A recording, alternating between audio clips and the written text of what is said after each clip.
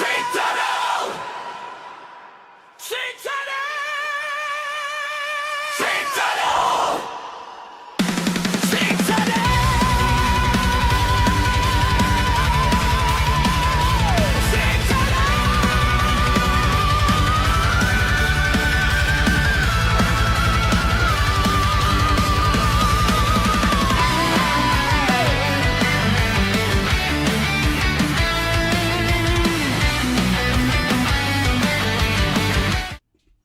Race fans, welcome back here live on Speed Zone TV here as we are getting everything up and running here for you guys today. This is the Citadel Next Gens here live from Nashville Superspeedway here in Lebanon, Tennessee here. It is time to get down to business and time to get down to the track once again as the Citadel Next Gens are about to bring you the showcase here this afternoon.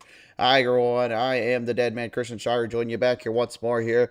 Quite a time to be alive here, quite a time to see stuff on the show here as we are now getting ready for yet another hard racing day of action here from these drivers. 11 drivers have made the call and now they're looking to bring it to the track. Let's take a look at our starting lineup presented by Dead Man's Hit List. On the pole is the Bounty Hunter, Sean Bounty, the number 34, the outside, the number 12, that'll be Joshua Hayes. Row number 2, the 52, is going to be Dylan Fink, the outside. That number 57, that's going to be Ronald J. Nelson. Row number 3, the 18, Christopher Cassad, the outside of them. And the number 15 is Jonathan Shoemaker. Row number 4, the 26, Dylan Jasperson, the outside of that 41. That will be Duane Drummond. Row number 5, and the number 84 is Luke Dietz, the outside. And the 14, that's going to be Gabe Chavez. And then finally, in the number 17, that will be Nicholas Schreiber. That is your lineup here, race fans. Here as we're getting everybody onto the track again, ready to square up onto the circuit. What a long, hard days of racing it's been, and what a long, hard day it has been here for many drivers coming off of a very tough road last time out at the road course there at Charlotte Roval. Now all of a sudden having to just dial things back up on an oval here and figure it out once again here. Jonathan, good to see you back with us once again here. Talk me through what's going on down there. Hey, Chris, just wanted to pop in for a second and let everybody know we are having some technical difficulties down on pit road, so we are having to delay a little bit. Just wanted to come up and, give you the heads up and let everybody know what's going on in the broadcast. Copy that, Jonathan. Well, I appreciate you giving us a quick heads up there, a little bit of a hands-on approach there. Definitely good to hear from you again. Hopefully, we let you stay on the racetrack this time, having to bring you up this time here. Yeah, yes, sir. Yep. Hopefully, we'll make it to the checker this time around. But hope everybody has a good time and enjoys the broadcast, and we put on a good show for everyone at home. All right, right on, man. Well, can you explain what's going on down there? Because I know we're missing 2 drivers. What might be the situation that's causing this whole mess to begin with? If you're missing 2, it's probably because they haven't pulled my car out yet. I haven't hopped in my car yet. No problems there. Just haven't necessarily pulled it out. But I think Nick is having some technical difficulties with his. So we're just waiting for him to kind of see if he can get things pulled together, and then we're going to get out there on the track.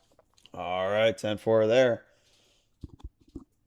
But yes, sir. We appreciate you letting me come up here and raid the booth once again this week, and thank you for putting this on. And to everyone at home watching, appreciate you watching. For sure there. Well, nevertheless here, Jonathan, good luck out there, and hopefully we'll catch you here very shortly. Yes, sir. Thank you. Well, that was Jonathan Shoemaker, ladies fans. There, that was on the end there with us here. We got a little question from Malcolm Burnaby there, wondering what the pull time was. Sean Bounty laid down at 30.321. Fastest to him was a 30.410. That is what we are registering on the time here. So that is the positions that we're seeing on the track. Again, I have no way to pull up the actual qualifying time that I'm aware of. Although I really wish I could. Actually, well, hang on a minute. I do. Great. Producers, you didn't tell me I had this little button around here. All right, there we go. Now I give you guys an idea of what the qualifying times were. There it is. So since we are waiting, I guess let's pull up a new feature I didn't even know we had. There is your time marker there that you see on the screen. So again, I said that the Bounty Hunter laid down a 30.321. That was his fastest. And then everybody else kind of falling in between there. One thing I am curious to see, though, is the fact that Josh Hayes was pretty tight on his speed and power. That tells me he may have something here for the old Bounty Hunter here in terms of a quick run or a quick speed pace here. But again, with this many drivers, you're going to really need to be seeing a lot of openings throughout and really take advantage where you can here. I think it's going to really kind of dictate really a more of the way the track lays out. Let's speak of the way the track lays out. Let's take a look at our Lightning Wraps track tech talk here, and let's see what we got here. Again, we are in Lebanon tonight here. Again, this is 1.3 miles in length as well. Not exactly really what you would consider a super speedway here, but it is very interesting nevertheless to see like what kind of a layout we got, what kind of circuit we're running on today. Obviously, this track going to be very, very tough on not only the driver's standpoint, but also for what really anybody looks at and what they're going to try to do in this case. I think really the biggest thing though we got to wonder right now is again with the temperature, it's 81 degrees Fahrenheit out here. Is that going to translate to really heating up onto the circuit and heating up onto the layout? Will that make things a little harder with the wind tube pulling in? That's going to be a big thing here because, again, if the track stays cold, then the way this concrete layout figuration will do is it's going to basically give a lot of drivers a lot more headaches and problems rallying down through the circuit and definitely giving them some more dilemmas they got to worry about throughout. So I'm very curious to see what ends up kind of being the factor here for these drivers, whether or not it's finding the right line, whether it's also trying to move when the track starts to heat up. Will there be two lanes to run with? That's going to be a very, very tough deal to deal with here, and I'm very interested to see just kind of how this will play out here. But nevertheless, you can see again what we're up against and what we see on the circuit. It's going to be a very, very interesting one indeed. Well, I'm not joking down there when I said we were waiting on the 17 and Nicholas Shriver as well as a few other drivers here. Looks like Dwayne Drummond is not out on the circuit just yet. Trying to get a good look at our drivers though and our lineup here. Again, here's what you can see and here's what we have brought to the table here. Everyone just waiting currently on Dwayne as well as Dwayne as well as Nicholas there. Again, sounds like some mechanical problems down there for the 17. They're going to give him a quick little chance here to try to get things up and running. Basically, at this point, though, they just kind of fire off the engines here and make sure that they're not up and running in the case. Malcolm Burnaby says, what was the pole lap time? Then says, thanks now, mad, not missing it. But he says, good luck all. And then Christopher Cassad kind of reminding him as well as Malcolm is a 30.3. And again, the Rays, and I say, oh, there's Dwayne. There we got Dwayne. There he is. All right, we're just missing Nicholas here on the track. As soon as Nicholas Shriver has come forth on the circuit, then we will get ready to get out on the track here at race. Again, they're giving the 17 a chance here to get this thing fixed up and running. He's very tight in the points right now. Why is he's been finishing podiums. He's been finishing second and third. He's definitely had quite a bit of a showcase and a run down there. Certainly interesting to see what he can do more onto the circuit here. So, well, I guess while we're waiting here, let's have a little chat down there with the drivers here. He qualifies first with that 30.3 here, race fans. This is the driver of the 34, Sean, the Bounty Hunter Bounty. Sean, great to have you back on board here today here. And, man, I got to believe you're very, very happy knowing that you got not only the fastest time, but nearly about a full tenth of the second faster than your second guy. I mean, what's going to be going through the mindset and really have to try to dictate around here on this very cold track here of Nashville? Not so much. That's probably the slowest qualifying time I've ran in a long time. Hopefully, if we stay green, we're looking at 50 laps on a stop and 2 stops to get through the whole race. On worn tires, really, it's not really a two-lane, two-groove track at all. So you're just kind of relying on pinching somebody down and then just getting a runoff and hoping they see that they're in a lost cause and you get back single files to make a pass. So for the most part, yeah, it's a little cooperation. There's a lot of room here. But yeah, qualifying the track changed significantly from practice to qualifying, and I went into turn 1 and it was super tight, and I think it caught everybody off guard. Yeah, I want to ask this too here. Obviously, this is 1.3 miles in length here. This is not the usual kind of intermediate style S track you would consider, but with the way the exits kind of bank off, considering that you don't have too much of an entry and exit to worry about, does that kind of make things a little bit easier or harder in your mind here to make some moves on the drivers, especially when you get in a later run? Um, I don't really know. I'm feeling pretty neutral right now. I the only thing I might be worried about is if I get stuck up behind somebody and somebody behind me decides to pull in onto my inside and then gets tight and puts me in the wall to the on the exit. But for the most part, I'm feeling pretty relaxed here. All right. Yeah, I don't think there's too much to worry about. Fair enough there. All right. Well, then, Sean, it's great to have you on board. Obviously, I know there's quite a bounty on your back tonight, so good luck trying to lay claim to another bounty tonight. All right, thank you. Sean, the bounty hunter, ladies and gentlemen, number 34, having a quick little chat with us down there. Let's take a listen in with his driver that'll far on the outside of him there. The driver, the number 12, Joshua Hayes, now joins us here. And Josh, talk about a level you had to put up here today. Obviously, lay down a very good time there in qualifying. Now, looking to try to take the bounty away from that 34. I mean, talk to me today, like what kind of plays in your mindset and what you're looking for here on the track today. I'm just trying to keep it clean today, and hopefully I can keep up with Sean. It's a tough feat to ask for. Certainly is, indeed. I guess the last thing I'll kind of ask you, too, is obviously here 1.3 miles of length here versus a 1.5 mile usual intermediate style track. I mean, what do you have to do to get the speed dialed in and really kind of take down a concrete S track like this one today? Hopefully keep it single file for as long as possible, and if we need to make a pass, get it done and back in line before we lose anymore. We have to. All right. Well, nevertheless, Josh, we do appreciate taking the time to talk with us here. Best of luck down there. Yes, sir. Thank you. Josh Hayes, ladies and gentlemen, having a quick little chat with us here as we get ready to fire him up. Every driver for themselves now as they get ready to lock and load around the circuit. Looks like they'll give him at least one lap to get squared up here, and now down on the track, ready to roll off to the circuit. Race fans then in the virtual world on their feet here as we line them up off down towards the green flag starting marker. Green flag drops off, and it's now time for the Citadel Exchange to get down to it. Oh, what has happened though? What has happened? Oh my. That did not go according to plan. Yellow flag out on the track here, and I guess I may have gave the number 12 the old broadcaster curse there. I don't even know what the Hades happened here. Take a look out of the gate here. Let's see what happened. Looked like coming off the start, looked like the 52 might have slipped up on the throttle there and slipped the tires. Everyone else kind of doing the same. Well, that was a major push there from that 52 on Bounty. Trailed right in the front. Ended up slamming right up on the corner there and ended up catching themselves into a bad problem there. Again, just absolutely a very terrible break there right out of the gate, and no one getting out of that one clean or anything. I don't even know what to really say there, except just a terrible, terrible situation.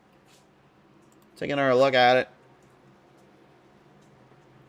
Again, I think that's one thing as a driver you hate to do. You hate to wait so long and then have to finally get going, only for that to happen.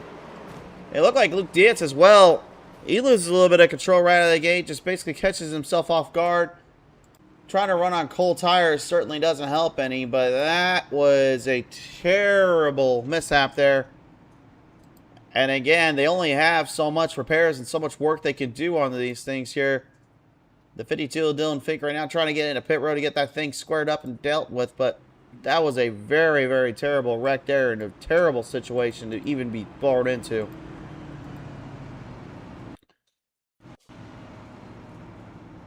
Don't mind that, race fans. Just a little graphic gremlin attacking us here. Let's take a listen down to the other drivers here after that one here. Christopher Cassad joins me here. And Christopher, I mean, you're able to get out of that little mess right out of the gate to avoid trouble. But, man, that definitely probably was not the start a lot of you guys were expecting, was it?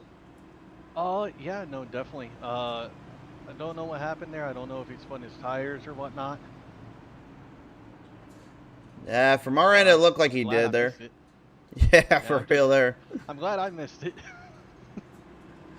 Well, let me ask this, Christopher. Now that that had happened, I mean, now you're kind of in a bit of a dilemma here. Now you got to kind of start figuring out what to do here in this top position up against with Bounty. I mean, what kind of now plays to your mind? Now does this kind of change the game plan up, or does you just think it's just a little bit less laps you got to worry about now?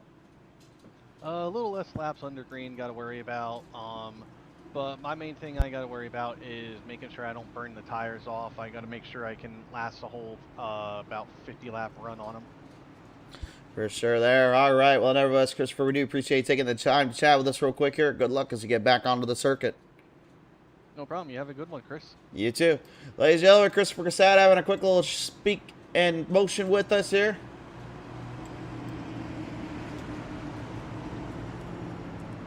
Speaking in motion here, and now we are going to let them run down on the circuit here. The motionless militia machine right now probably looking on, just realizing that now he finds himself in a much better position to go from. Josh Hayes, now number 12 here, still trying to get damage cleaned up and fixed up. Again, that's the worst break that he could have asked for.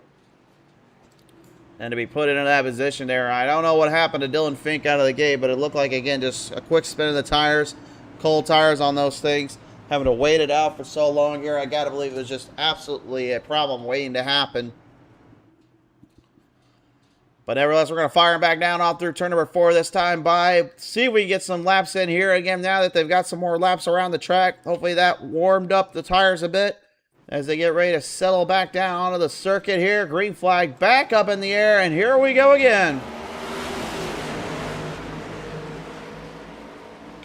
Not sure why the glitch graphic gremlins want to try to take my monitor and my screen soul, but apparently they really want to take it. Out of the gate, out of the spot. Robert J. Nelson up high side there as Christopher Cassad making his way back into the field and back down to the run. Field will work their way around, trying to find some speed and some momentum as they carry down the power. Nelson and the Cheetos, number 57, making some good speed back after that little mishap there in turn 2. Now starting to find some momentum towards the 18.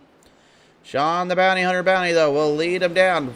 Jasperson up way high side, down up sides comes the number 52, Dylan Fink. And Fink definitely, in my opinion, making up for that mishap he had earlier on. Remember, he qualified 3rd, but just immediately thought he can get a quick run there and spun those tires hard on that 34. And well, now the battle beginning to ensue up for the 2nd spot. But you heard Cassad say a second ago, he's looking for this race to go single file and to not have to use up the tires more than he needs to here. Bounty with a pretty sizable lead, though, as he continues to keep things well in his own hands.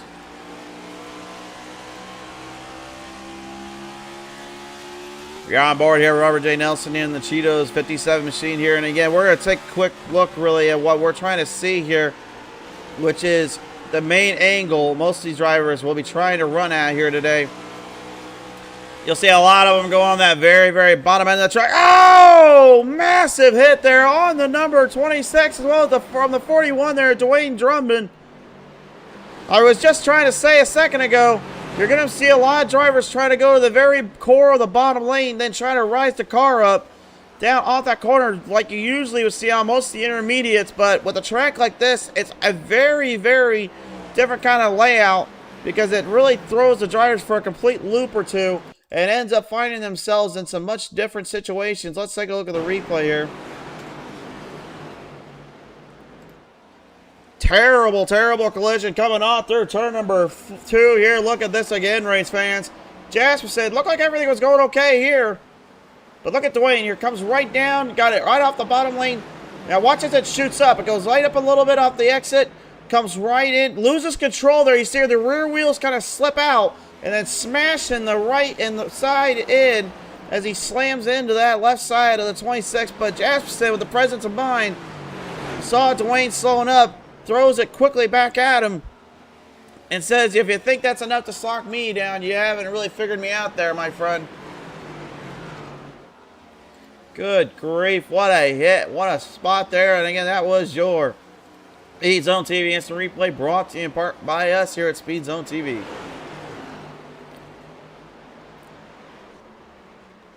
And a little bit of, oh no!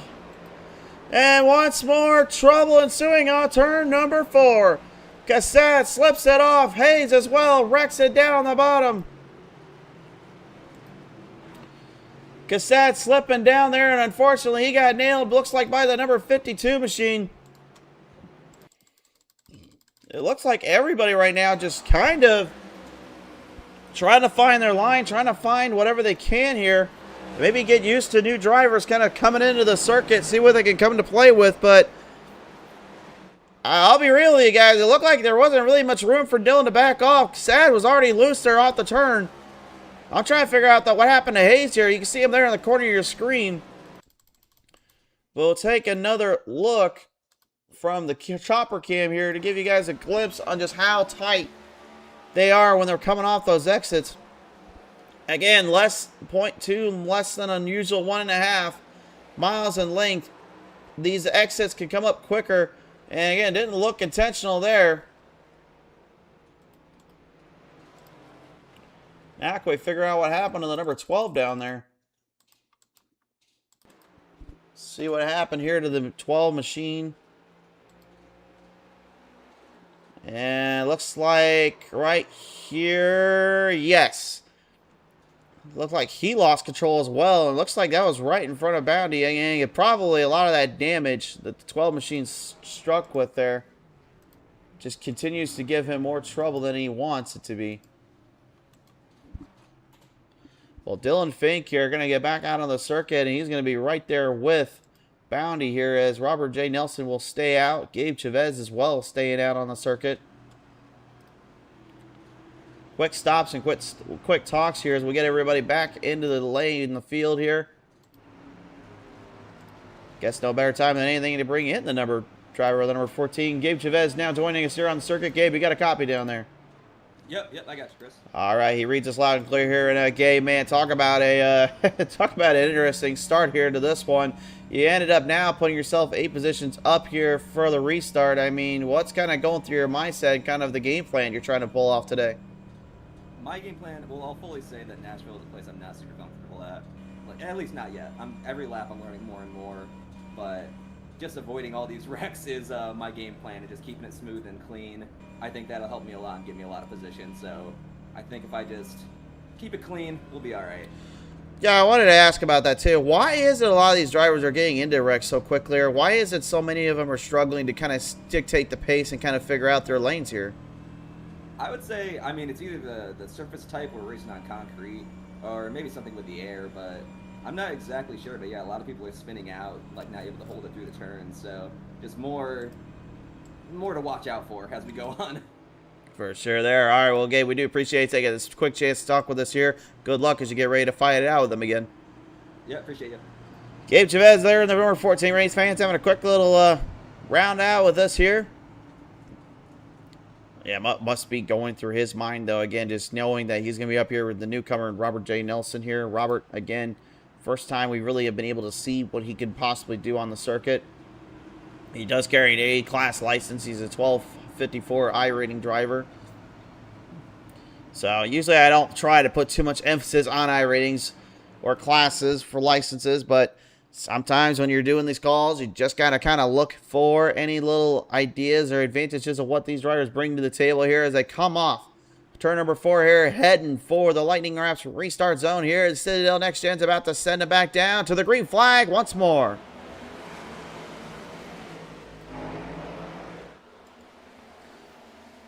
Big run off Nelson. 3 wide down to the corner. Bounty having to kind of find his own lane here as Fink immediately trying to do some work here. And Fink comparing with Bounty. He's actually a higher I rating there than Bounty, so Fink might be one of the reasons I got to watch out for. A little bit more of aggression and a little bit more speed. Though I think that first start out of the gate may have been a little bit too extreme for his own liking, considering it took out Joshua Hayes, and now Hayes is trying to get that thing fixed up as quick as he can. Jasperson's still down there as well. Credit where credit's due to Dylan. He's able to make things work as well as he wants to right now. Oh, there's trouble down there on the back half. Shoemaker is in the inside field here, and I don't know what exactly caused him to be put in this position, but it looks like he found himself in a major rut down there. And again, it's just because of the fact that they don't have the grip that you need to have coming out of the gate here. Although I'll give Showmaker great credit here. This is a great save. Look at that. I didn't even touch the wall there. Great save by the 15. But unfortunately, saves don't exactly usually translate to race passes or moves here. But nevertheless, that was an impressive save there and a good move on his part. But again, that's what I was trying to say earlier. Again, concrete surface versus asphalt surface. Concrete takes a little bit longer usually to get a grip. It's usually a little slicker, a little harder to kind of grip. Now you take the cold air in and you start to really fire up these tires. There's no grip. There's no run. Again, it's like colder surface. And we've always said before, when you're driving on ice, you basically got to be wearing your ice skates or putting on your best set of tires or best set of runs here. And that grip and travel right now that these drivers are dealing with, I gotta believe, is definitely causing more friction and more headaches for them than they expected. Well, the driver that started third currently staying in third, but Bounty is keeping distance from him, keeping up with him in this case here. But I am wondering, is Dylan going to be able to possibly show us something here today to take that opportunities away from him? Robert Nelson, though, continuing to lead him down. As Bounty trying desperately to keep that 52 at bay here. Launches a little harder off the exit there. You see again how quick those corners come up. Again, it looks like, you know, your typical intermediate style S track, but again, the fact that it's a little smaller, it throws drivers for a loop and it gives them a little bit less breathing room to work with. They can't make mistakes very often here because, again, when you got less breathing room to work with, you're basically find yourself in a very tumultuous spot. Let's take a look now at the lap time Delta sheets here. And again, Bounty, every lap other than lap 17 has been right up there with him. But Nelson, he laid down his fastest time there at 30.247. That's why you see the light green there on lap 17. That was one reason he was able to keep Bounty and them away. But as of late now, starting to lose a little bit of that speed, a little bit of that ground here. As you can see, Bounty is coming for him. That was a lot of time he gained there with 2/10 of a second. Fink, though, now seems to be looking for an opening as well. He's looking to try to outclass both of them. Dives to the inside. Looking for a run there on Bounty. Lurking his way around on the inside there. Luke Diaz with some problems down there in the 84 machine. He's come to a dead stop off turn number 2, and he'll call the yellow.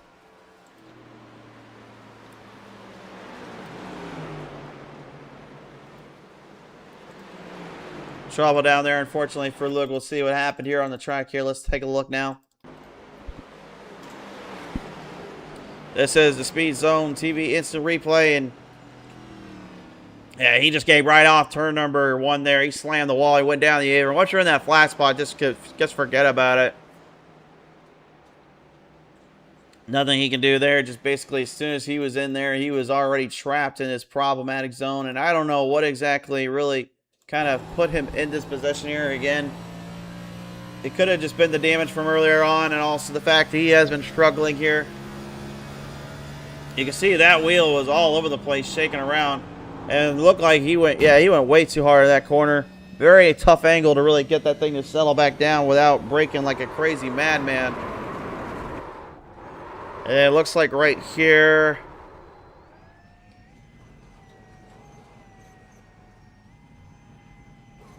slight lose of power here, and then he gets kind of stuck. And there wasn't a whole lot he can do, so he just basically threw it into pit road, but it was already too little too late.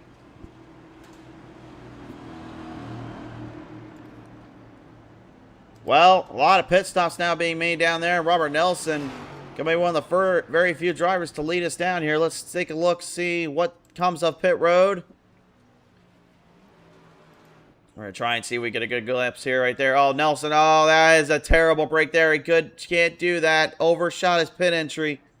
Now trying to get everything back on, but he's already lost time there to Fink and Bounty. He'll get his tires and his fuel on there, but that one is all but doomed him quite a bit here. That's a lot of racing he just lost in this case. The race pace and speed you carry, you can't give up time like that. And unfortunately, he did that just quite so. Now talking here, driver number 17, Nicholas Schreiber, joins us here. And Nicholas, good to have you back on the track once more. I know you had some issues down there getting into the circuit. What was going on down there with the 17 machine, and how were you able to finally get this fireball thing back up and running?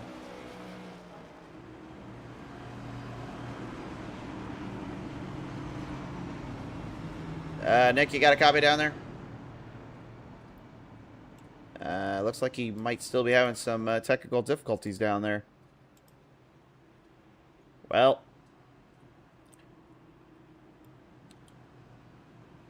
see what we can figure out from there here as they get ready to roll him back onto the green. We'll try to have a little quick chat with Dylan Jasperson. Dylan, you got a copy down there?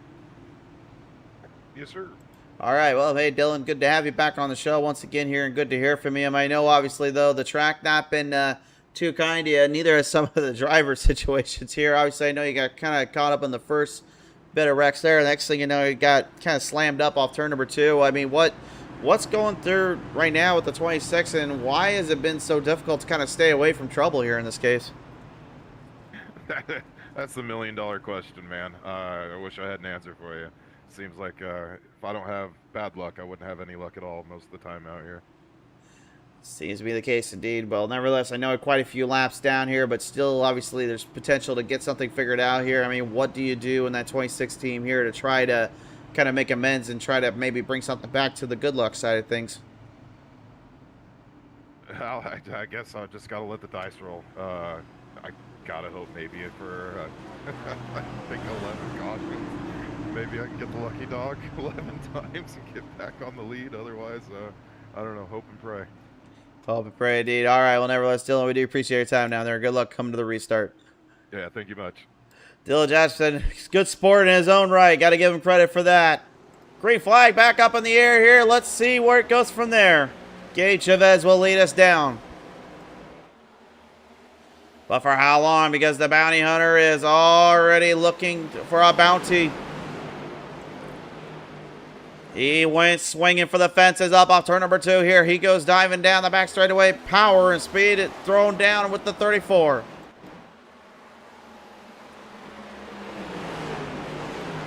He's making good use of that timing, making good use of that run as they work their way down off the exits and through the corners. Every driver now looking to maintain speed.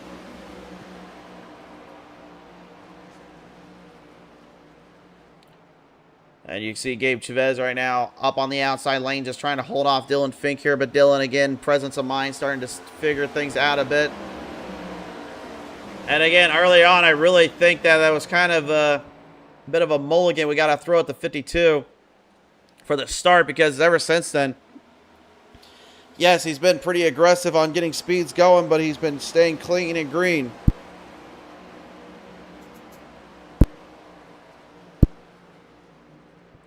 But he has not let up whatsoever, stayed focused on his run, stayed focused on his drive.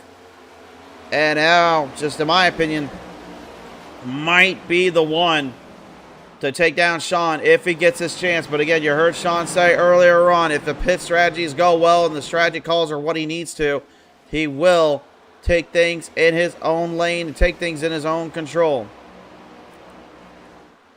He's just trying to stay one step ahead of transition, trying to stay ahead of problems. He knows it's a long, long road ahead of him here, but he is getting gained up on ground. Dylan has something, in my opinion. I think he's got the sheer power and speed that 34 brings to the table.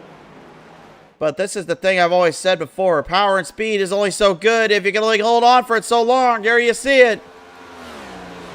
Got loose coming off turn number 4. And it seems as though like that's been kind of a reoccurring issue with this car. You get so close to one another on the drive, and the next thing you know, you find yourself in a very bad light, in a bad position, because the car will just get loose from the aerodynamic deficiencies that it faces.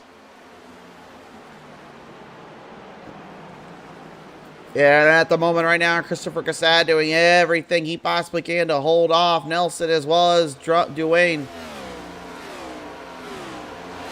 Drummond right now absolutely keeping up pace, keeping up the drive. As we got a good little onboard camera here with him right now. You can see just where he's kind of having to hold that drive in position. Now looking to get up to that 57 here as he shifts from one gear down to the other.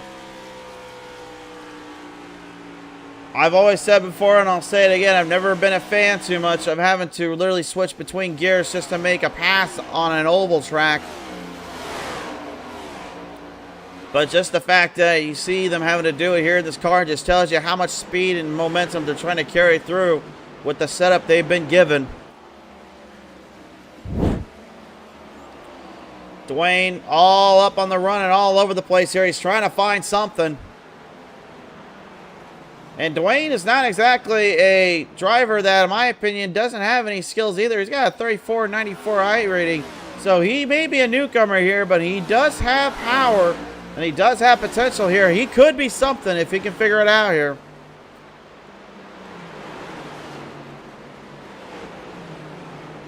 Take a look at the back stack right now here.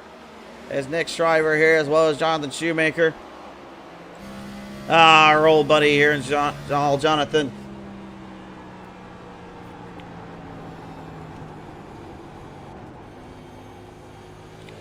And you can just see how hard it is getting the car to really stand down on the tires, get things rolling up on the circuit. Momentum is king here, and it's really showing with these drivers. Gage Chavez holding on to the third spot, but maybe not for long.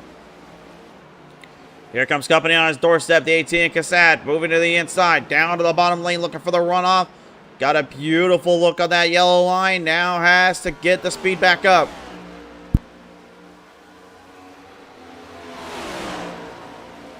Does find it there. Now is the time to really start taking control. 36 out of 150 laps into the circuit here as everybody just continues to hold down momentum, hold down the pace. Nelson, Chavez, as well as that 57 machine of Robert J. Nelson there up on the outside lane, trying to hold down the moniker, trying to hold down the power. Everybody just wanting to stay within their own reach, their own grasp. Dwayne does take the lead on the third spot. He takes the lead away from the 18's run. But that's not the leader spot that he needs. He only got the run. He got the power down off for the third spot. He shows the 18 the way. That's probably a better way I could put it there. But up for the front right now, Bounty and Dylan still at each other's throats. In my opinion, honestly, this might be the driver that can find a way to stop Bounty. You heard Bounty say earlier on, he didn't qualify as well as he wanted to. It's probably the slower times in his mind. But it doesn't seem to really be affecting his calls or his strategy here. He's been staying very focused and tempoed.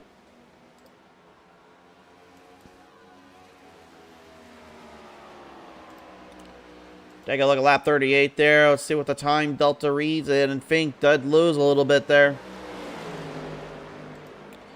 It could have just been a blimp, a little bit of a gasp, if you will, on the 52. Or maybe he's getting that 34 machine to really build up more speed and more power on the track. Either way, though, race fans, right now, currently, he's dictating the pace, dictating the run.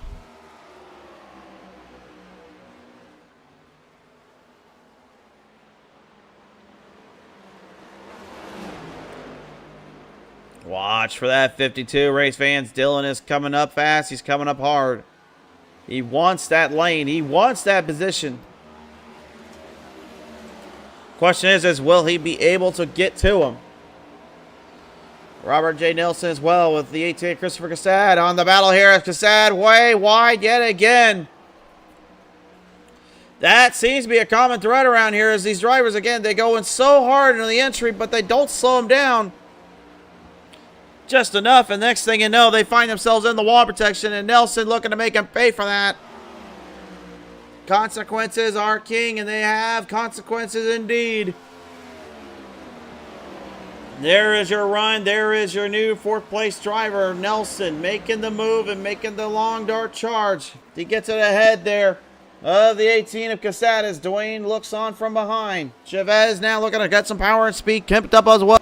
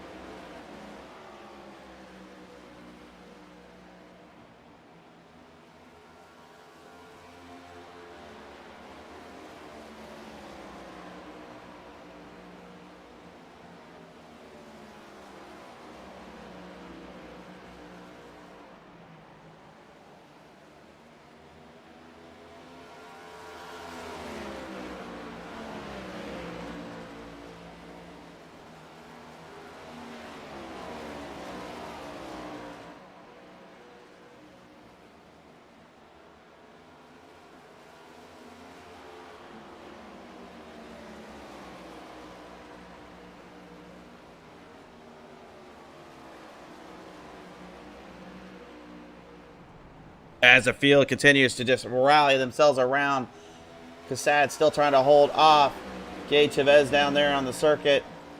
Luke Dietz once more. Oh no, there's massive problems at the A4. He's got problems. He's trying to pull it into pit road. Don't cause that caution again, Luke, if you can, buddy. There you go, buddy. Well, unfortunately, that does bring us to the Speed Zone TV instant replay once again, and as if things just couldn't go from bad to worse. Somehow they did. Let's take a look, see what happened to the 84 machine here.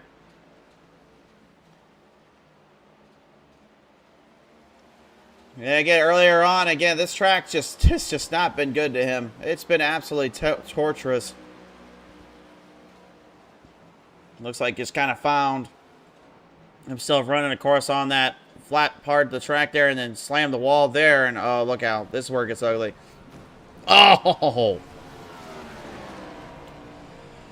He just drilled the inside of that wall protection. Again, there is safer barriers down there, thankfully, but that kind of damage into that kind of angle, you just knew that thing was going to do what it did there. And unfortunately, that is your end result. We'll have to see if that now has to pretty much put an end to their run. Hard to really say here, but right now the pace is starting to slow up a bit for some of these drivers here, as right now we have a new leader up ahead here. The bounty hunter has been passed. Oh! Watch out up ahead, though. Joshua Hayes, man, he slams the wall hard there on turn number 4. Caught himself in a whole lot of a mess there, and I don't even know where to begin with that. I was just trying to say Dwayne making that pass there, making a run there off the track, but let's see what happened here to Josh Hayes. God, ever since I got him into that broadcast booth earlier, it's just been nothing but trouble and tumultuous times for that 12. And I will say this out loud. I do apologize if I kind of threw a curse on him today. Let's take another look at it.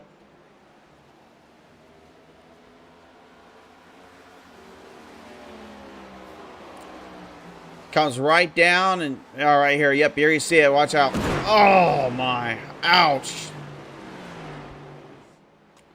He just over throttled it, and again the tire's not gripping as well as he wanted to. And ever since then it's pretty much just been a handful of a mess here. I'd be remiss if we didn't go back and look at the pass that Fink had made there on Bounty. This is on lap number 44 to 45. Watch this.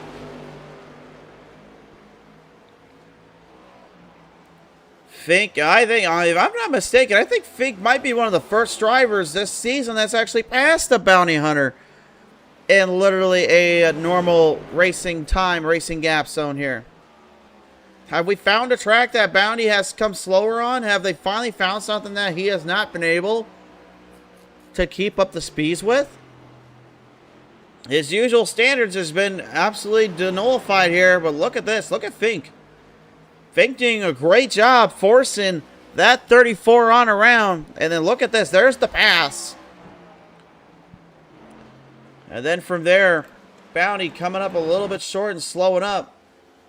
Luke Dietz has out of the car now here, and he's had enough for one day. But Dylan Fink is your new race leader, and this is a very interesting dilemma here that we now find ourselves in. I will say from a broadcast point of view there, it's going to be a little bit sad to see that the bounty has now been claimed, but yeah, it's all right. As soon as he starts winning again, we'll throw another bounty on him. It's not the end, though, yet. Again, only 1/3 of the way done.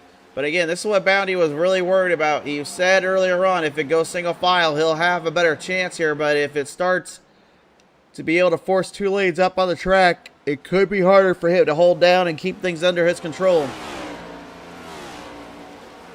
Dwayne and Nelson right now absolutely taking a liking to one another here, doing everything they can to kind of race this one down. And Dwayne going into the race today here again was one of the favorites, if you will, in terms of his I-rating. He's not doing too bad of a job here, considering that he literally started all the way back in 8th. He may not have had a speed on the start, but this is what I've always said before, and I'll say it again. It's not drag racing. It's not a sprint. In these races, starting as the fastest driver does not guarantee you anything.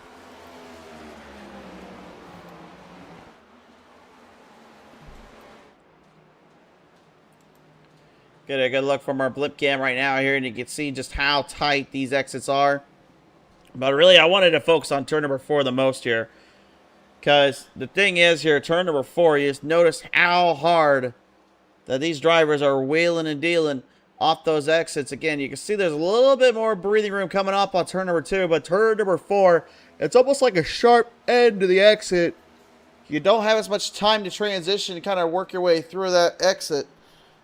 So you're basically holding down that bottom, slowing up a little bit quicker. And then as soon as you finally get to the corner, then you're seeing a lot of drivers either A, get a little bit more power down and actually find that lane, or B, they're slowing up even more to keep the thing in one piece and in check.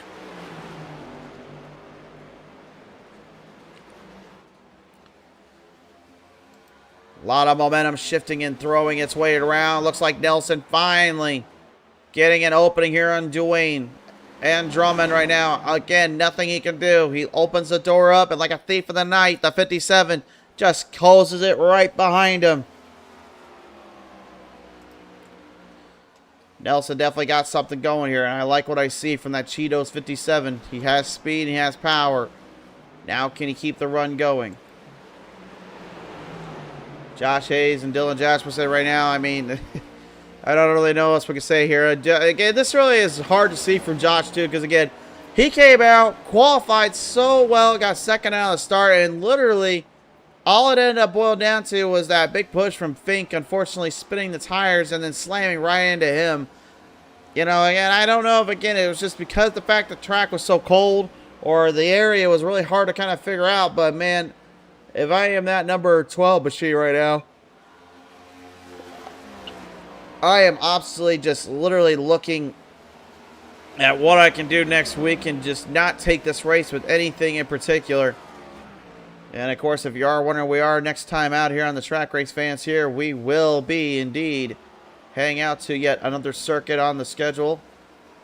We'll be heading over to Bristol, Tennessee. And if you thought these tires were spinning around last time here out of the gate, oh boy, you have not seen anything yet.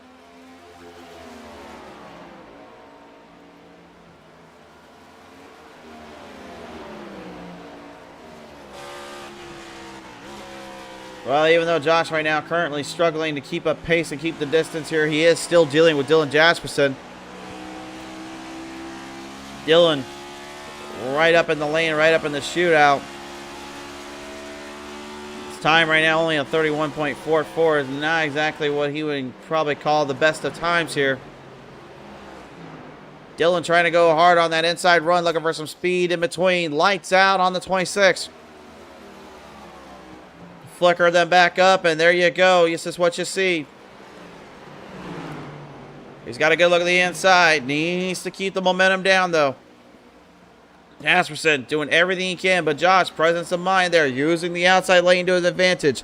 Forces the 26 not to be able to get anything going. Lost a little bit of that grip, but again, when you drive up so high on the outside, you got to be careful because that's the result you can get here. Problems off 1 and 2. Could not dial it up. Jasperson ahead.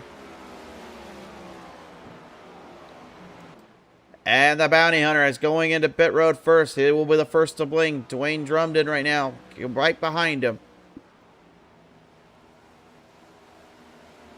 Let's get a good look and see what exactly the 34 will do. Are tires and fuel going on, or will it just be tires? No, it will be fuel and tires. Dwayne right now getting into his spot, as Bounty will get himself out of there. Tires going on, fuel as well. Here comes Dylan Fink. Dwayne now is back out on the track here. He's heading out on the circuit. Dylan, let's see what his game plan is going to be here. I think if I am him right now, I take those tires, I take the fuel, get going.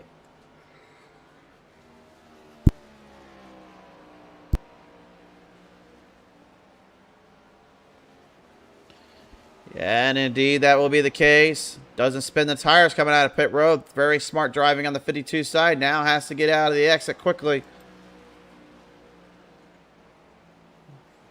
Bounty just only going to take so much of a lead away here from Dylan. But again, long-term strategy call, long-term maneuvering here.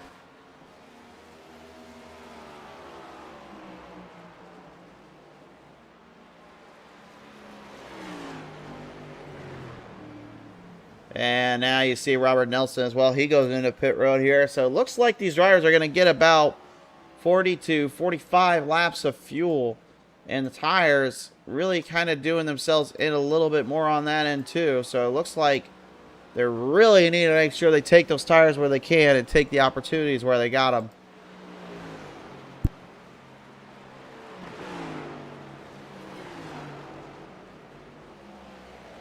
Nicholas Driver here going to take the race lead away. Now let's take a look and see when he went into pit road here. It looks like his pit lap was number 24 as well. But he did take all fuel and tires there, so that could kind of be his objective, kind of be his spot here in the momentum here.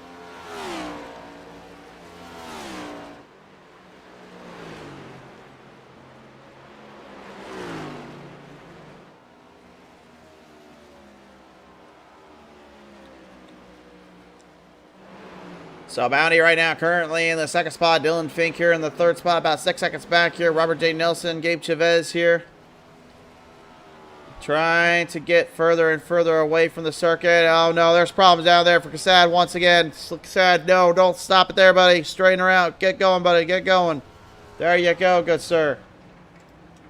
Oh, things just couldn't go any bad to worse. It somehow finds a way to here for Cassad. Let's take a look. Look like he came out of pit road, and this is what started it. Let's take a look. And again, we got to kind of remind each other as well here, race fans. Again, it's cold tires versus fresh hot tires that are on the circuit. Cold tires coming off and having to now put some heat into them on a track that's not very grippy right now. Yeah, this is the result sometimes.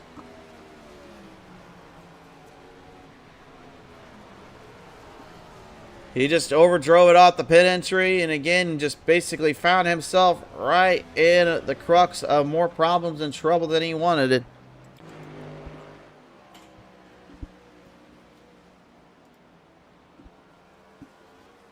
Well, halfway done so far, and Cassad now probably just realizing he's been in more trouble than he wants to be. Next driver out of there.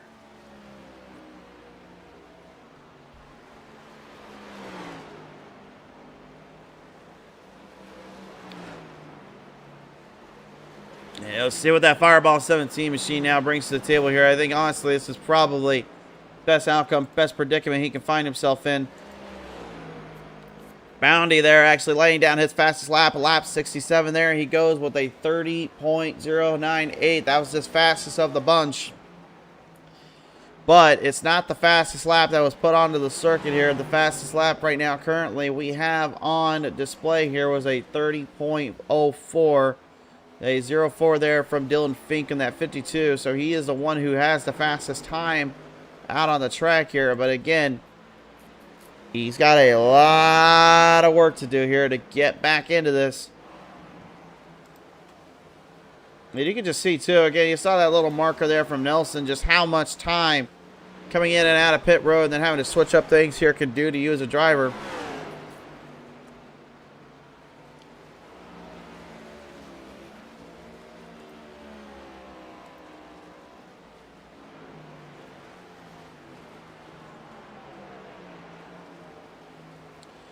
Nelson driving extremely high upside there off the corner again. There, you can't. It's not that you can't drive it up there like that. It's just the amount of wear and tear you put on those tires by trying to steer that thing back down is what really hurts the car and the overall machine there. And that's why they're trying to avoid that F at all cost here.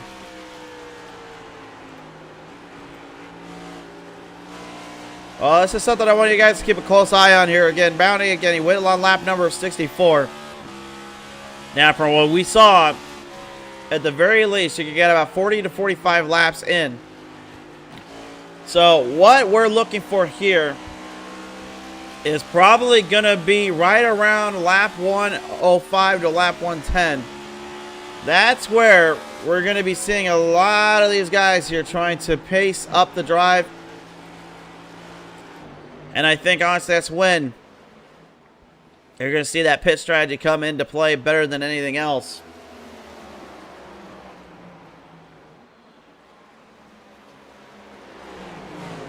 Bounty right now, the only goal he has, though, is just stay away from Dylan. Don't let Dylan catch up to him again. Because, again, if Dylan gets him, I think, honestly, it's Dylan's race to lose. Because, again, Dylan's been extremely quick and very clever on how he handles and maintains the track right now.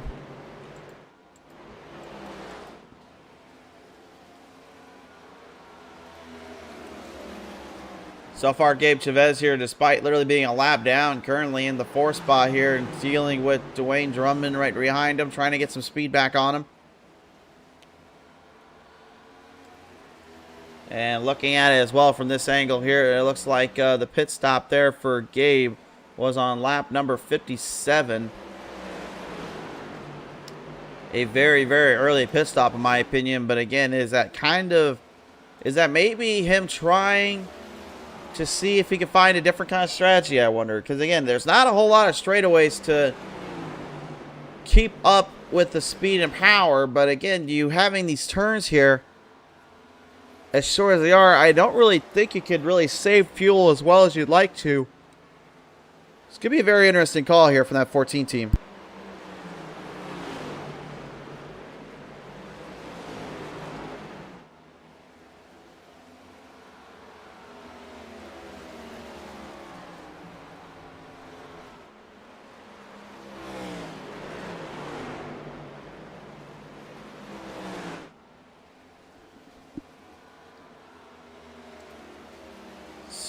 Power and speed right now of Nicholas Shriver here, getting the 17, starting to build some speed up, build some runoff here.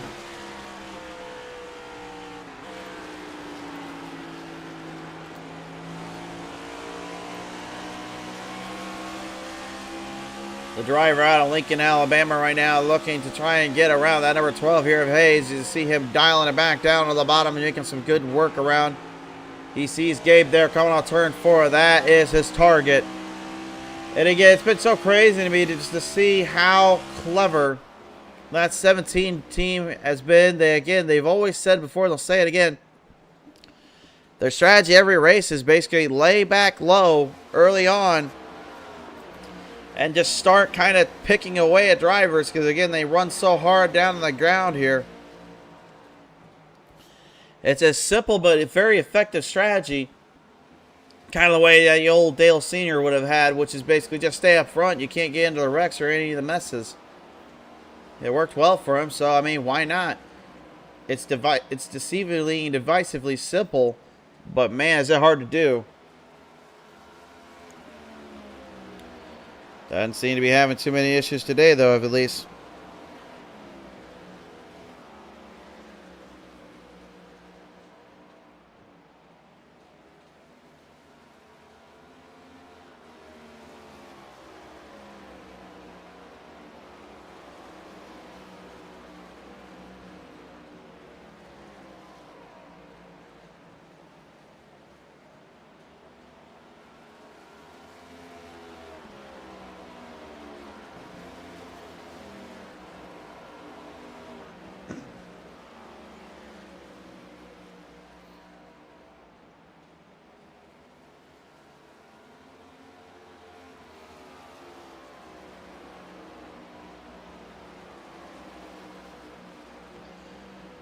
So as right now the pace starts thickening up a bit, real quick, want to give a big shout out as well to somebody who had to drive as hard as these guys have had to, at least around here, and of course Kyle Larson there last night, having to get a brief window and opportunity and took full control of it, managing to get from Richmond down to Knoxville and win that race. So I think honestly we kind of need to start saying maybe that doubleheader at Indy as well as the 600 may have been not as great as he would like it to have been, but I think honestly if you look at how things went from Richmond and Knoxville, I think that's a new doubleheader we got to talk about.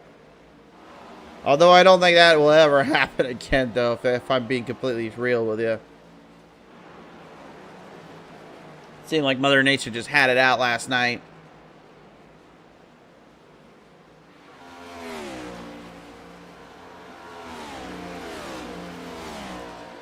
Field at the pace right now, still thickening up and starting to keep up with the distance here. Dylan Fink about 3 seconds back right now. Let's take a look now down at our Dead Man's Hit List time Delta sheets. And it's every lap, it's more gain from the Fink. He has been absolutely charging quick and charging hard as you see him make his way around Drummond.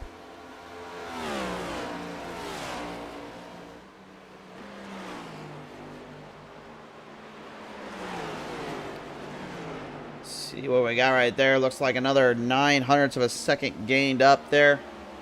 Here on lap number 86 for the 52 of Dylan. I gotta believe Bounty right now is probably sweating a little bit. He realizes that he's not as quick as he usually is, so he can't rely on that. He's consistent, but he is not speedy consistent. But does he have a different game plan or a strategy in mind? That is a question. Again, we know he took quite a bit on the tires, took a little bit on that fuel, and right now just trying to stabilize things down, try to hope for the best. Could that play into his favor?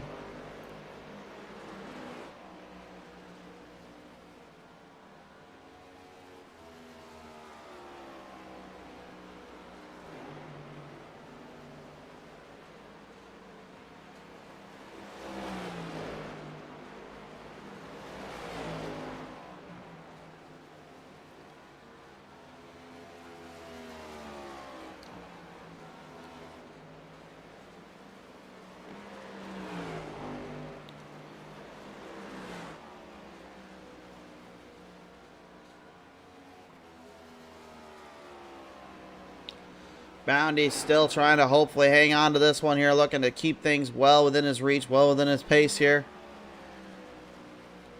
Next driver right now starting to build up a little bit of a run as well. Let's take a look at his time tilted gap here. Yeah, again, he's been trying to hunt down Chavez here for quite a bit, but Chavez, again, playing a much different strategy card that everyone else has in this entire race. And you can see Nick now looks like he might be in a bit of a rut, bit of a scruffle here. Seemed to have lost a little bit of time, a little bit of that runoff that he was looking, didn't want to give up this case.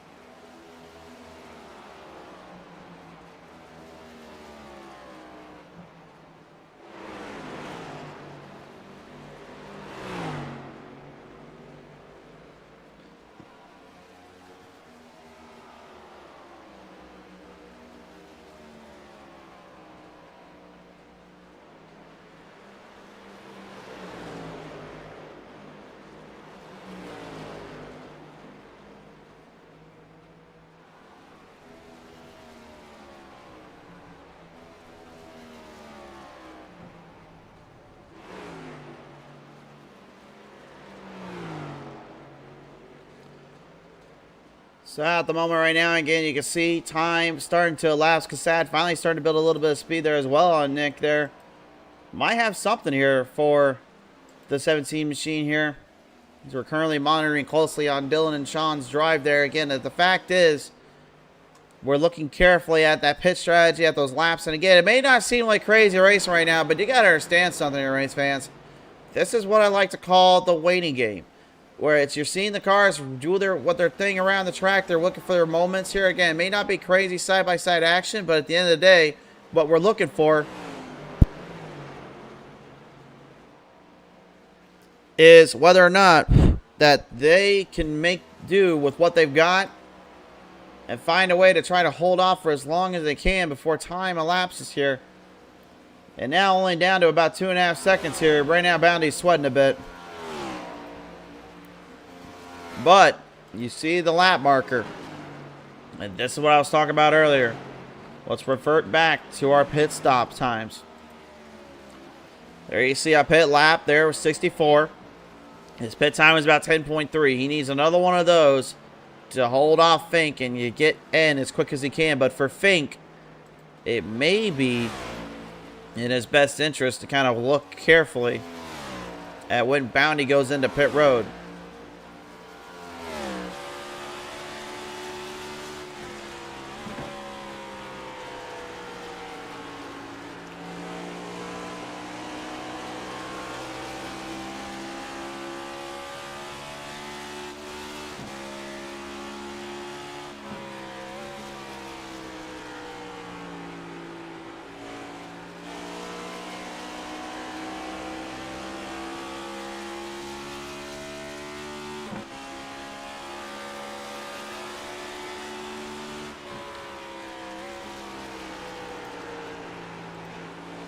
Fink still keeping up his momentum and keeping up that run here. You got to watch out for that bush light. 52. Again, the only blemish I've seen from the 52 was, again, it was that start. That's the only blemish, and that's the only thing I can say about it. That honestly, I think he might have done something perfect today. It's down to 2 seconds here, and again, Bounty knows he has to go back into pit road. So does Dylan. So the question remains, when do you decide to go in? When do you decide to make the decision and the obvious choice and try to take the best shots you can in this case?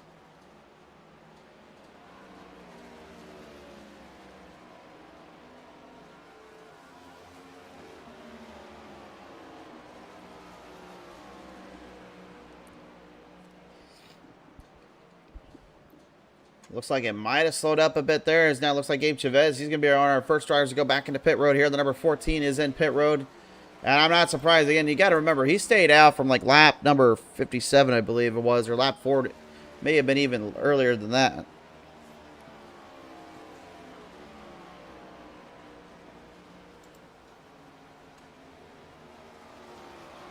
He's out. Yeah, I think it's kind of an obvious one. He's going to take those tires, going to get the fuel on the car. Dash percent looks like he's in pit road too. Looks like he's getting some damage fixed up on the 26. Chavez slightly slow out of pit road in my opinion.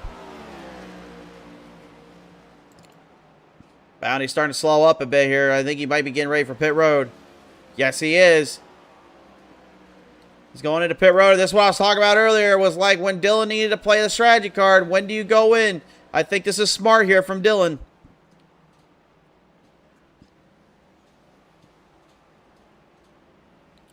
Bounty knows he cannot make a mistake here. He's got to be perfect getting in and out. Watch the two front runners getting in and out of pit road here because this is where things are going to get interesting. Robert Nelson building up some serious speed to get back into this as well. He's going to try to hope for a break here. He's going to get the lead away from both of them. But again, it will be only for a matter of time in my opinion. Unless something comes of it. Bounty is hard out of pit road, so is Fink. Now this is going to be all about who has the faster long run. Bounty and Fink trying to get things going quickly. Again, they will have 50 laps to figure this all out. Next driver into pit road here, looking to maybe try to outwit Gabe here, as well as get back ahead there, Cassad. It will be Robert Nelson who leads us down for the brief fleeting moment. But again, as I've said before, and I'll say it again, it's only a matter of time before you gotta inevitably go into pit road.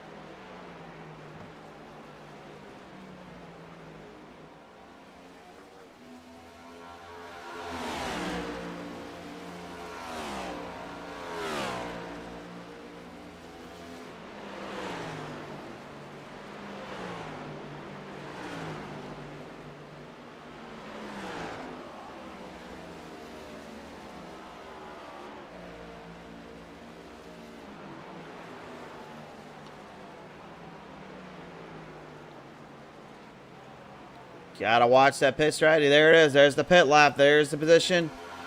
Bounty and Dylan now are going to be left all on their devices. We'll see what Robert decides to do here, but I think he's going to just take his usual tires and fuel.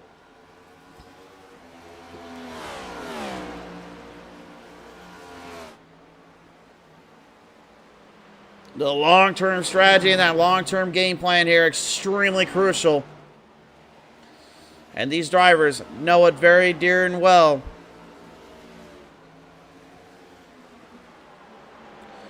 Bounty going to make his way around Shoemaker here as he tries to get quickly ahead. He knows if Dylan gets any speed off him, he's going to be hard to really deal with here. Oh, wait a minute. Right up front. Look out. We got trouble on the front straightaway. Trouble, trouble, trouble.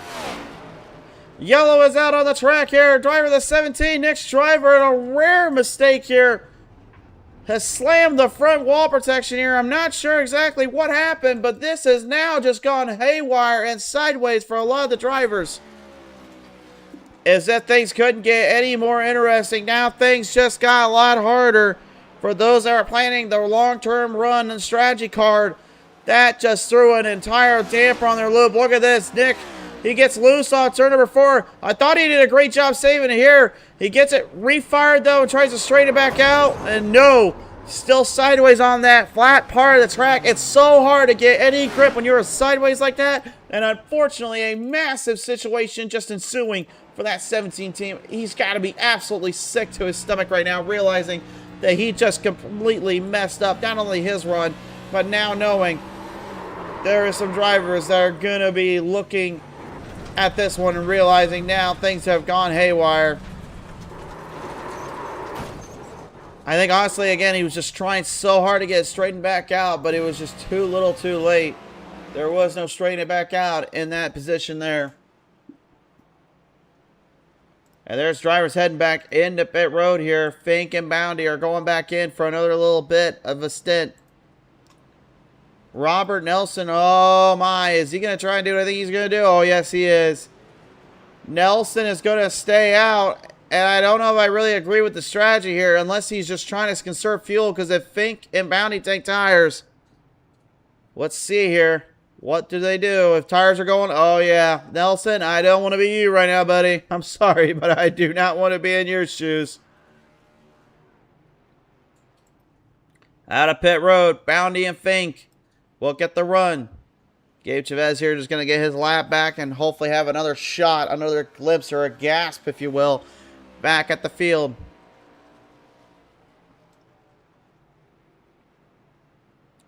Absolutely pure insanity being drung up onto the track here and into the circuit. I don't even know what to think of this one here, race fans. Just absolutely nuts, to say the least. Well, we haven't heard from him really in a long time here. Let's have a chat here with Jonathan Shoemaker here. And Jonathan, man, usually I have you up in the booth here today, buddy, but today finally getting a chance to get yourself onto the track and lay away the waste here. But nevertheless, this car and this track did not been very friendly today from that first wreck, has it? It's been a tough one since the beginning of the race, since you know, before even lap 1 started, since the initial start. It's just been tough racing out here. You know, this track, just like others we've had this season, it just demands drivers' respect, and I don't think enough guys came in with enough practice this week, and it's definitely showing out here for us. Certainly the case indeed here. Well, nevertheless, obviously, I know you started 6th today and currently in the 7th spot here at the moment. I got to ask you, I mean, what do you do here to just at this point try to get any more positions or points you can out there? We're just praying for a few more cautions here, Chris. That's really our only chance of gaining some more track position and getting these laps back. Currently sitting 2 down, so you know, if we can get a few more to come out, I can move up the list of this lucky dog. You know, and get the lucky dog. You know, I can hopefully get a couple of these laps back and maybe get up in position. But really, I'm just trying to play it safe and conservative, and you know, kind of let these other guys see if they take themselves out of the race, and you know, that could be the way I move up track position as well. So you know, just trying to make it through to the start finish at the end of the checker flag. Well, we're about to find out here, Jonathan. Thanks so much for your time here, and best of luck, buddy. Thanks, Chris. You have a good one. You too. Old Shoemaker, usually he's up here in the booth with me, but today couldn't quite be up here with us. But as we get him ready to roll off the front straightaway, it is going to be a tell of the tale. Can Nelson somehow hold off those two mad lads behind him? Green flag is out to find out. Bounty did not want to be where he was at out of the gate, and Fink making him pay for it. Could the Bounty Hunter's streak finally come to an end? He's won every single race this season. This one might be one, though, he has to take as a blemish or a loss on. Side by side, both drivers right now trying to outwit the other. Bounty off the top and down the road. Slips off to Fink, and Dwayne now moving in position. Remember, Dwayne is a lap down, though. He's not on the lead lap. He's trying to get that lead lap back. He's hoping for a break here. Coming up quick there to Bounty. But Dylan, that was a major mistake there on turn number 4. The same corner that's been biting him all day long. Could that have been the result of everything that could have gone wrong here? But Robert J. Nelson, again, he warmed up the tires out of the gate. He knew he needed a good start. He found it. But now, can he hold the 57 right where he wants to? Can he somehow, some way, be the one who ends Bounty's streak?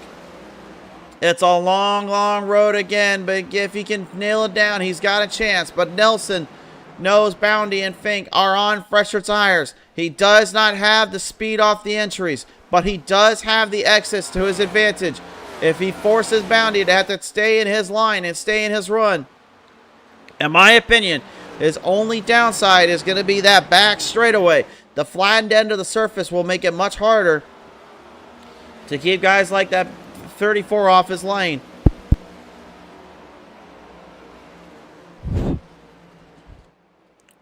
Dylan Fink now back on the 34's back bumper. Realizes his mistake here. Again, he ran so hard on that bottom lane there. He was trying to get every bit of position he could. He was looking for everything he could get out of it. But when that rear wheel just slips out just ever so slightly, it's literally like all of a sudden like a matter of just catching it in that moment in that spot. Or really at that point, what else do you have left to lose? You got nothing. That's the frustrating thing about this car. Again, I've said it before and I will say it to the end of my days. This car, when it gets loose, it is the toughest car to save, and I would argue it's even harder than the Asphalt Sprint car, the USAC Silver Crowns. Just for the mere fact that you're trying so desperately to get every little bit of momentum, a little bit of the carryover.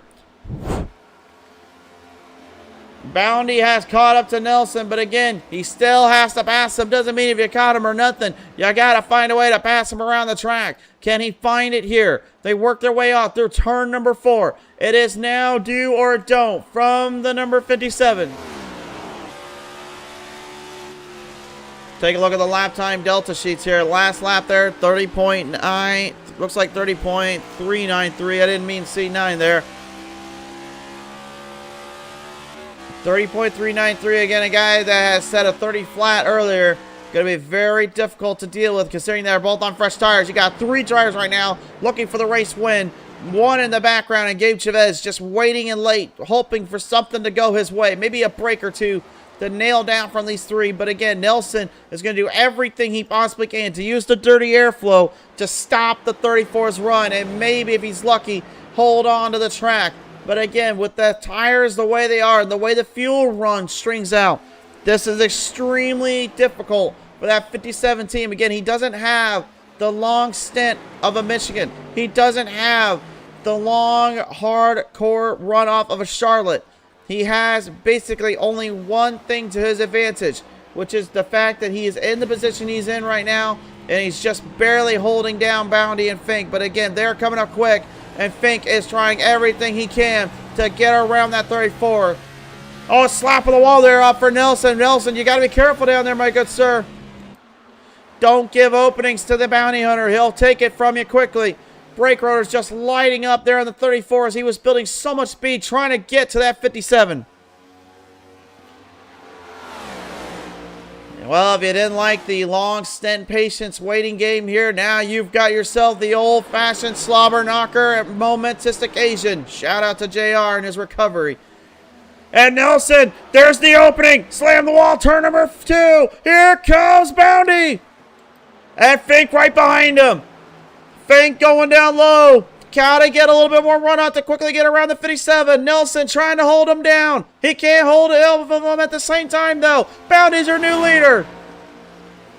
And Fink now squaring up. He finally gets around the 57. Nelson looking back to the inside, trying to square it up. He's right there with him still. He might have a chance. They're both going to be battling hard. Look at Fink, though, to the inside. Here we go. Fink knows if he gets around Bounty, he's got this one. He got him on the inside. Can Bounty catch him back? He's going to try for the trap, going for turn number 4 off to the front half. Bounty usually not somebody who gives the bumper to anybody here. Will he do it to Fink, realizing that he doesn't have the same speed? He didn't do it in turn 1 and 2. He'll try to dial it back up, but again, this is what I was talking about earlier. Even a one-on-one, I have to give this one to Fink. I felt he was the better of the drivers today in terms of overall. And right now, he's making my point very clear. He found speed, he found the run, and now Bounty is realizing his championship hunt for a full win season may be in jeopardy.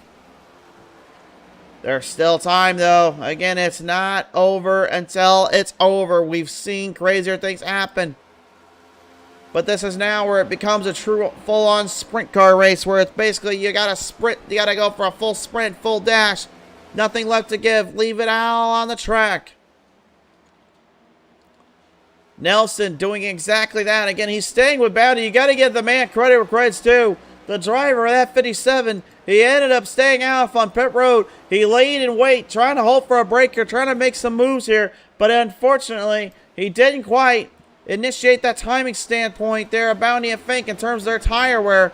But I think it was really smart for the 57 to stay out as long as he did. However, if he has to go back into pit road, he only has Gabe Chavez to worry about and turns on the lead lap. I don't know if the officials down there will give him back his position, back his foothold, but right now, this is exactly what the driver of that 57 wanted, and it's almost perfect because it almost worked out in his shot here.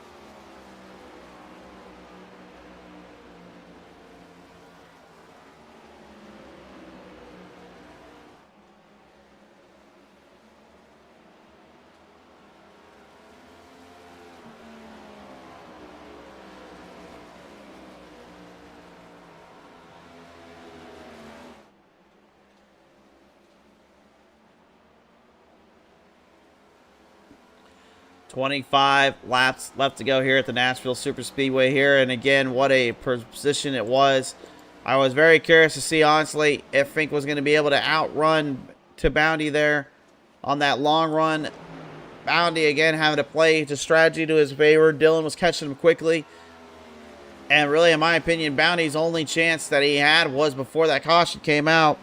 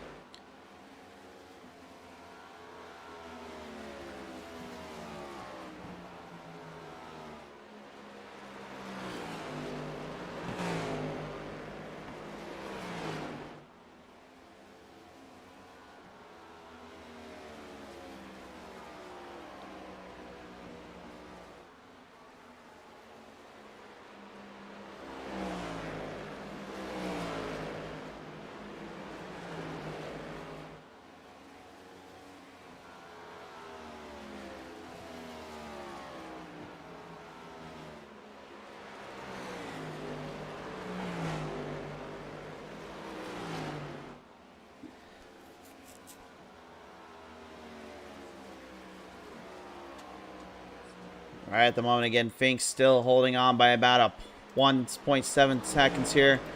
And this is what exactly Bounty did not want to see. See that sea of red there on the bottom of your screen? That is absolutely torturous for a driver because they know now they are losing ground, time, and patience here. And know that there is little to nothing they can do about it.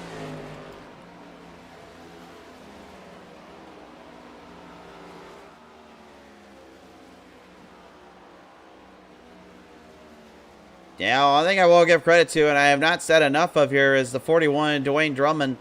You know, earlier on, even though he kind of was given a little bit of an interesting reputation down there out of the gate, is that he was basically kind of full send and full steam ahead on some drivers there in the corners.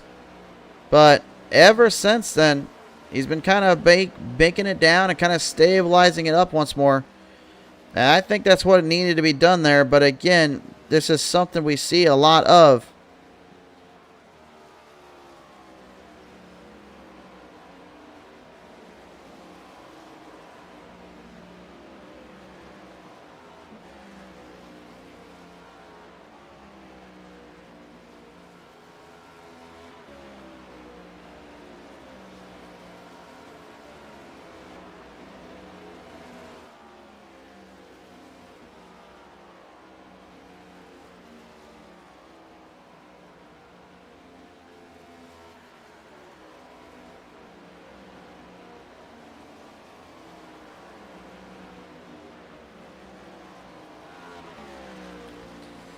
as laps continue to wind on down. Looks like Hassad maybe trying to make one last little ditch effort, if you will, to get back up there in this race. He sees Dwayne's not that far off. He's got a chance here if he can get something dialed up here. He would love to finish in the position he qualified in today. But he is not getting the laps he needs and the sheer power and speed that he's got to work with.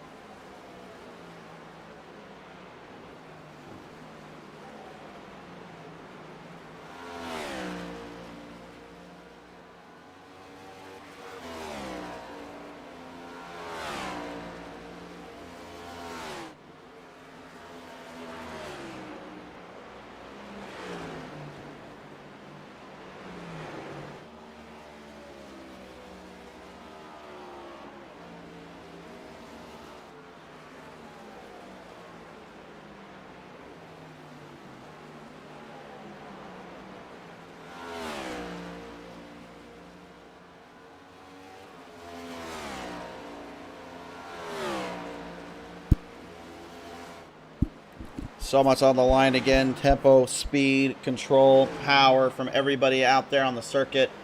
Just trying their absolute best to stay in this one here. Everyone's had a story to tell today. Luke Dietz and his early problems. Dylan Jackson just getting completely used up at times. Joshua Hayes and that terrible, terrible start to his day. Just nothing he could do it from there. Again, I bet you he's probably looking for a better start next time out. The track itself giving everyone a bit of a fit or a bit of a problem. Not letting up on anything and not giving them any chances here. Everyone had basically one thing in their spot, and that was either A, try to get the early run and try to get the early jump and hope for the best here. A lot of writing on the wall here. Sean the Bounty Hunter Bounty going into this race undefeated here after numerous races on the top of the leaderboards, on the top of the schedule. He won the exhibition race at Daytona for the first one. Got the second win at Daytona. Then he goes to his third race there at Texas. Wins that. Fourth at Michigan. Then he gets his fifth one at Charlotte Roval. Only for the sixth race, Nashville Superspeedway, to all of a sudden, just in one fell swoop, put him in probably the toughest predicament, the toughest position he's ever been in, because he runs into a guy that, in my opinion, might be the new favorite to watch out for if he's in and out every week. And that is at 52 of Dylan Fink. I think, personally, Fink has set the bar and raised it up even higher from Bounty. If Bounty was the foundation of the league, I think Fink might be the future, if you will, of what can come down on the circuit and bring out on the track here.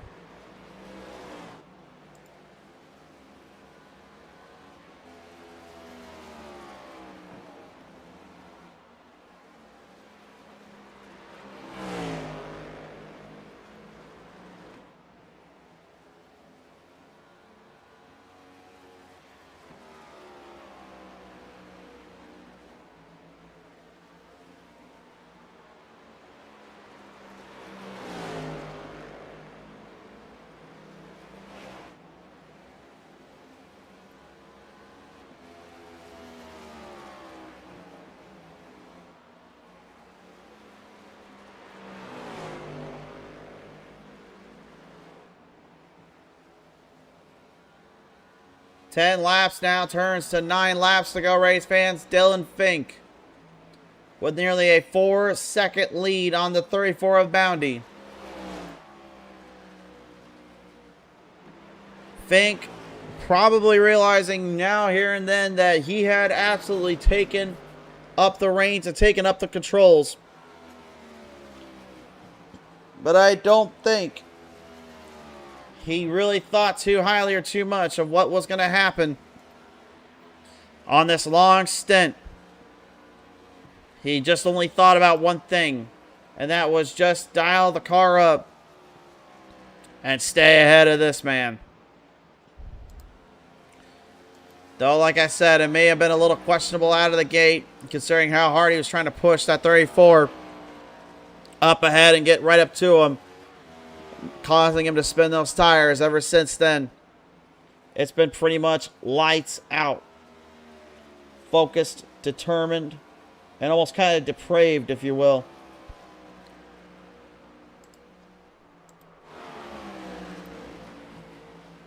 I heard one of the cars there coming for a little slip up there. Was not the case, but we did have one last little battle and situate up here. Oh, there was a problem down there. Nelson, he slowed down tremendously here. Nelson got a problem down there. That 57, he's right up in front. Right behind a battle going on for the 5th spot. Cassad finally getting around to Dwayne Drummond. And look at Cassad right now, looking on, realizing he has a chance to get even further away from Dwayne if he can just get around Nelson. Problem is, Nelson's not giving him any breathing room here.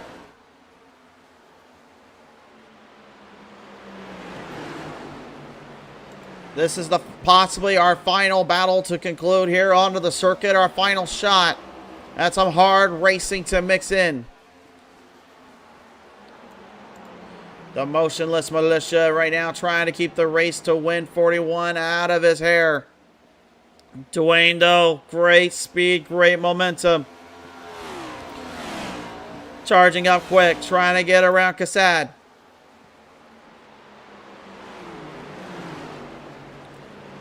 Every driver for themselves here as they continue to holster the momentum, hold down the speed. Cassad doing everything he possibly can to keep Dwayne at bay. This is some great stuff here. We know how good Cassad is. We know how, well, we now have seen how tough Dwayne can be. He's not giving him an inch. But it looks like Christopher might be finally starting to put the pedal down into the metal. And lay this one into where he wants it to. He just needs to stay focused on the lane, stay focused on his drive. Meanwhile, up back on the front half now, we're going to go down to our final 2 laps to go. Green flag's going to fly high in the air this time on by for the driver of the 52.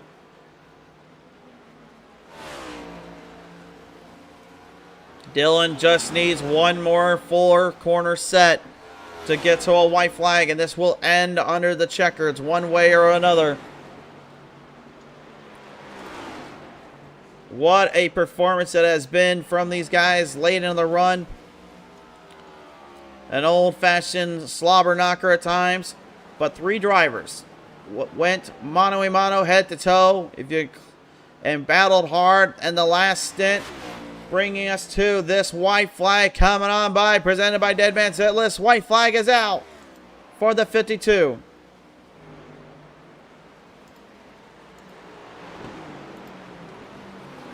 Dylan Fink came into this race as an unknown today. He's going to come out the one who ended the streak at the 34 in Sean Boundy. Boundy can only look on. He'll know his points lead's still there. But for the 52 of Dylan Fink, he will edge his name into the concrete layer here of Nashville Superspeedway. He's your winner here in the Citadel Next Gens. Sean Bounty will go second. Third, coming up, way up there right now, there's the 57 here on Nelson. Fourth to Chavez. 5th and 6th there to Cassad and Drummond. Shriver going to go 7th. 8th to Shoemaker. 9th to Hayes. And Jasperson already out of this race. He will finish top 10 today. What a long, long road it has been, race fans. But this driver right here is going to get it done here today. He started in 3rd. He'll walk away the winner.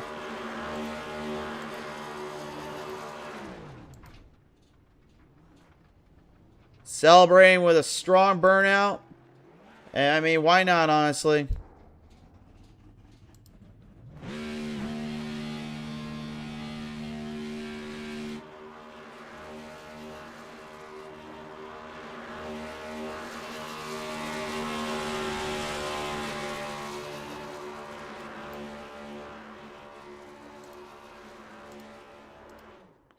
Remarkable performance here as we now bring you to our final showing here and the results.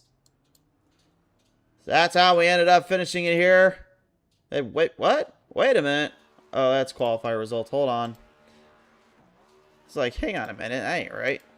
All right, here we go. That's better. My apologies in advance. All right. Dylan Fink, race fans, getting it done here today. Sean, the Bounty Hunter Bounty, will have to settle for second for the first time this season. Robert Nelson goes third. What a run he had as well. He made work for it there, that last bit. Played a strategy card. It worked out perfectly for third. Gabe Chavez, man, talk about a performance he put up. He put up a great run there. Fifth going to Christopher Cassad. Dwayne Drummond absolutely put up a fight there. Cassad there throughout. But honestly, what I was very impressed with was the fact that Drummond was really right in the zone and right in that playing field all day long. Just did not quite take this thing in stride the way he wanted to and end up kind of in the position he did. Nicholas Shriver, though, he goes 7th and a great effort and good showing there as well, in my opinion. John the Shoemaker, I mean, really, it wasn't much he could do at this point. The track was just basically not giving him any breathing room, and he goes 8th. 9th to Joshua Hayes here, as well as the 26th Dylan Jaspin. And those two drivers, in my opinion, were the ones that got snake bitten the worst. Not just on that first start, but honestly from there and everything that happened in between. Terrible, terrible breaks for them. But nevertheless, they come out swinging to hold on to end it. Well, only one last little bit of things left to do, race fans. Time to chat with your race winners here today. Here he joins us here on the top hold'em pole today. Here, the one who takes it to victory lane, Dylan Fink. And Dylan, congratulations getting it done here for you and your team. And your first showing out, not only do you end the streak of Sean Bounty's reign of terror, but you also collect the bounty off him for that one. I got to believe this one was a very, very long run and a very big win for you and your team today, wasn't it? Oh yeah, it was great. We were pretty close at the start there. I finally got around him, and then under the green flag pit stops, spun onto pit road, came out like 6 seconds behind him, got it down to like 1.5, and then we both pit under green again. And we had that yellow kind of shake things up, but glad we were able to get it done. Yeah, I wanted to ask about that yellow too. Again, obviously, we know that you had a lot of speed there getting to him right there off the gate, but you did have a little slip off turn number 4. But what I'll ask you this was, would you rather have gone that long distance run without that yellow there originally, or do you feel like that yellow kind of helped just kind of clean up and stop the delay of the inevitable between you and Bounty? I don't want to sound egotistical, I guess, but I feel like I had him beat either way. It seemed like he struggled a little bit on the long run. I just had to make sure I got a good restart there under that yellow. That slide out of 4, I thought that was it. I thought I was about to overcorrect into the wall, but glad we could gather it back up. Gather it back up, and gather it you did to take yourself back to victory lane here today. And Dylan, I got to ask you, who are we thinking here for your first trip here in the Citadel's Next Gen's victory lane? Thanks to everybody who runs the league. I got invited 2 days ago, I think. It's just fun to run, especially in the mornings. You don't typically see that. Thanks to my teammate, Dwayne Drummond. It's fun to race with him. Everybody at Powerhouse Racing. Whoever does race control, I don't know all the names yet, but thanks to you doing what you do. It's always a good time coming out here and doing this stuff. Oh, absolutely there. All right, well, Dylan, nevertheless, man, congratulations. Get it done for your first trip to victory lane. We certainly hope to see more of you here in the future. Thank you, sir. Race fans, Dylan Fink having a quick little chat with us here as he takes it on home to the win today here. Coming in the runner-up position, though, now joins us here, and Sean, the Bounty Hunter Bounty. And Sean, man, I was just got done talking with Dylan there. I mean, obviously, I know this one it's going to probably have to simmer down a little bit, but man, you had a very, very good run there and a good battle off. It just looked like the long runs were killing you today, wasn't it? Yeah, I was telling the guys in the room a minute ago that I kind of had this track circled to finish second anyway, except I thought Malcolm was going to be here. Yeah, I don't know. There are a couple of guys that came into the room for the first time with very little practice, and they just had better speed. But yeah, we had a really good race. I didn't anticipate trying to do anything different or special. Both this track, which I don't really like, and he exposed one of the things that I've always struggled with, which is one of the things that keeps me from trying to compete up into the pro level is like I have issues with brake bias settings, and I could see that he could get into the corner much deeper and carry that speed on exit. I just couldn't do that, and I get in my head quite a bit on that because uh, I practice a ton trying to figure out the best settings that I could use, and never really have anybody to throw stuff off of. And when I see somebody that's able to carry speed around a corner, I just spend the whole rest of the race in my head just going, what the heck is he running? Okay, can I test it and run with him? I remember the early days of the Gen 6 car. Uh, when it was a fixed setup, you couldn't even change the brake bias. And I could run toe to toe with the pro licensed guys all the time. But as soon as they introduced the brake bias, I just lost all of my long run speed.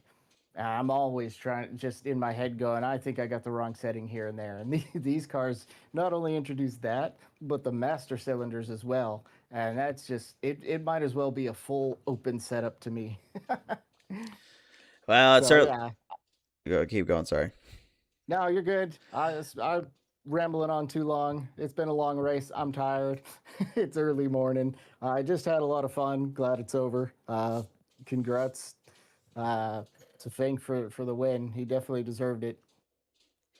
Well, we don't mind rambling on. Honestly, we do appreciate when drivers kind of can get their words out and kind of give a little bit more of some what they can show to the fans out there, and know that obviously that they are just hard racers in between as much as they are competitors at heart. And here, Sean, I mean, I'll ask this real quick as well here. I mean, obviously, you said a second ago that you had a lot of struggle with that brake bias as well as that long-term strategy. Well, I'll ask you this, like, having what you've seen there with Dylan, do you take anything away from him and learn more for this, especially going into Bristol next week? Personally, not really. There's nothing like, if we went back to this track again, all I'd be doing is practicing 300 more laps of different settings, and I just don't have that kind of time of day. And I just have no mind for like open setups and adjusting car stuff. So I practice hard and I don't get far, so which is why I practice a lot. I make little gains, and unless somebody is willing to take the cover off of what he was using, I'd probably still be in my head thinking I was on the wrong setups. Well, nevertheless, here, Sean, obviously, I know this was definitely a very long road for you and your team, but you still have Bristol to look forward next week here. I got to ask you who we thinking here today for second place. I'm just happy to be here. Thankful to Citadel for putting this on. Oh, man, I wish it wasn't like 7 o'clock every morning. Normally this is about when I go to bed. But yeah, just glad you could get up, and everybody at Speed Zone TV for putting this on. Had a blast. Had a blast, and we had a blast chatting with you here once again. Sean, congratulations getting it done here for a solid second place tonight, brother. Yes, sir, absolutely. Ladies and gentlemen, second place finisher here tonight, the Bounty Hunter, Sean Bounty.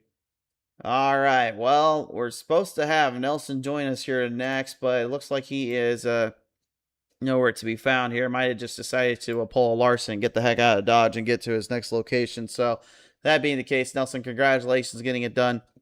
We're a third place finish here, and it looks like that'll be all but wrapping up here today's action in the morning. Obviously, it's nighttime here in Nashville Superspeedway, but it is the morning for most folks around here. It could be night somewhere else around here for some folks. But nevertheless, race fans, it's been an honor and a pleasure once again here to join you. Thanks so much to Citadel Next Gens for coming on board. Thanks to Lightning Rap's Deadman Hit List and everyone that helped bring us on to the show today. We are heading out for the night. Be safe and take care of yourselves, race fans. It's been an honor to call for you. We'll see you when the green flag flies next time on Speed Zone TV.